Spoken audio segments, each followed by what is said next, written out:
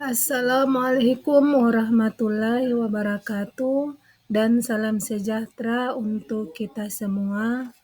Perkenalkan, saya Nurdianti Yunus, NIM 501402332. Pada kesempatan ini saya akan mempresentasikan tugas mata kuliah Sejarah dan Filsafat Matematika, yaitu menjelaskan topik konsep matematika yang dibahas kaum Pitagoras. Studi mengenai bilangan-bilangan dalam bentuk abstrak dimulai pada abad ke-6 sebelum Masehi di Yunani dengan Pitagoras dan para pengikutnya.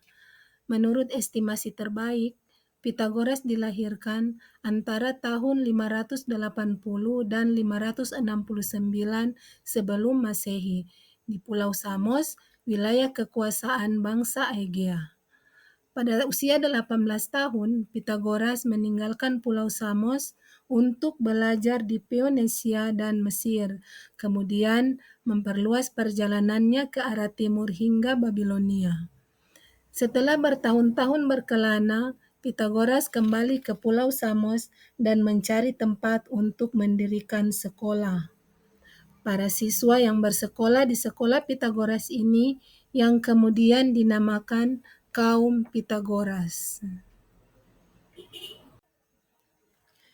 Para siswa di sekolah Pitagoras atau yang disebut kaum Pitagoras berkonsentrasi pada 4 bidang matematika, yaitu aritmatika, harmonia, geometria, dan astrologia. Kita lihat yang pertama, aritmatika. Pada bidang aritmatika, kaum Pitagoras membahas tentang bilangan. Mereka berprinsip bilangan adalah segala sesuatu di alam. Pada bidang aritmatika ini juga, kaum Pitagoras telah mengenal bilangan bulat, klasifikasi bilangan-bilangan segitiga, persegi, segi lima, bilangan poligonal. Mereka juga mengenal bilangan-bilangan kuadrat, bilangan genap dan ganjil, kemudian mereka menemukan bilangan irasional, bilangan prima, dan teori bilangan. Yang kedua, harmonia. Melalui penemuan tentang bunyi not-not dengan cara menggetarkan senar yang bergantung pada panjang senarnya, kaum Pitagoras menemukan perbandingan bilangan dalam musik, yaitu yang pertama, 2:1 jika memetik 2 senar yang panjang salah satunya 2 kali panjang yang lainnya. Not yang dihasilkan disebut 1 oktav. Yang kedua, 3:2 jika salah satu senar panjangnya setengah dari panjang satu senar lainnya. Not yang dihasilkan disebut quint. Dan yang ketiga, 4:3 jika salah satu senar panjangnya sepertiga lebih panjang dari panjang satu senar lainnya. Not yang dihasilkan disebut quart. Kaum Pitagoras juga mengenal musik sfera, yaitu musik yang dihasilkan oleh pergerakan benda-benda langit. Bidang matematika yang ketiga yang dibahas oleh kaum Pitagoras adalah geometria, yang terdiri dari teorema Pitagoras, yaitu pada segitiga siku-siku, kuadrat sisi miring sama dengan jumlah kuadrat sisi-sisi lainnya. Yang berikutnya, bilangan poligonal. Bilangan poligonal adalah bilangan yang tersusun dalam poligon beraturan. Selanjutnya, proporsi geometris. Kaum Pitagoras memahami hubungan mendasar antara proporsi dengan prinsip keadilan. Mereka percaya hakikat keadilan dapat dipahami melalui studi tentang proporsi geometris.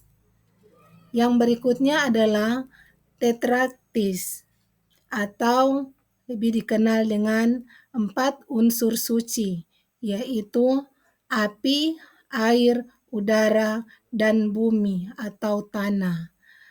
Tetraktis ini diwakili secara geometris oleh sebuah segitiga sama sisi yang tersusun oleh 10 titik.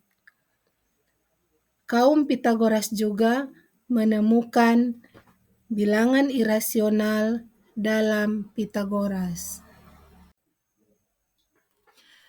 Yang keempat adalah bidang astronomia.